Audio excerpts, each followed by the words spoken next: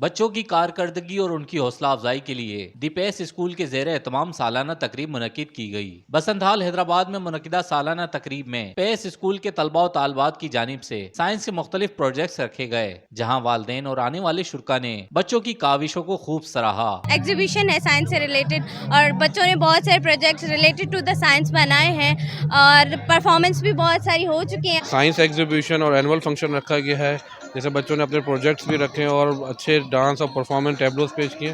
ایسے ایونٹس ہونے چاہیے جس سے بچوں کو حوصلہ افزائی میں اور آگے بڑھنے کا موقع ملے۔ آج کا ایونٹ بہت ہی زیادہ اچھا تھا، بچوں نے بہت زیادہ محنت کی، بہت اچھے اچھے پروجیکٹس بنائے، سائنس ایگزیبیشن بہت ہی زیادہ اچھی تھی۔ اس موقع پر طلباء و طالبات کی سالانہ عمدہ کارکردگی پر director private institution Hyderabad region professor Muhammad Anwar Qureshi, Pakistan private schools and colleges association کے ڈویژنل صدر سعید محبت علی قریشی، ضلعی صدر حسن مرتضی انصاری اور اسامہ ظفر صدیقی نے طلباء میں اسناد تقسیم کی۔ بچوں نے بھی کچھ پرفارمنس تیار کی تھی، اس کے علاوہ ان کے شیلڈ میڈلز جو پول شولڈر بچے تھے ان کو ہم نے ڈسٹریبیوٹ کیے، اور اصل میں ایسے پروگرامز ہونے چاہیے، بچوں کے ایونٹس ایسے ہونے چاہیے تاکہ بچوں میں اس سے اپنا کانفیڈنس بھی بلڈ اپ ہوتا ہے اور کافی ماشاءاللہ ان میں آگے بڑھنے کی کوشش صلاحیت پیدا ہوتی ہے۔ اس طرح کی جو ہے ایکٹیویٹی جو ہے بچوں کو پڑھائی کے ساتھ ساتھ یہ ایکٹیویٹیز بھی جو ہے وہ لازمی ہیں، تاکہ بچوں کا جو ذہن ہے وہ کھلے۔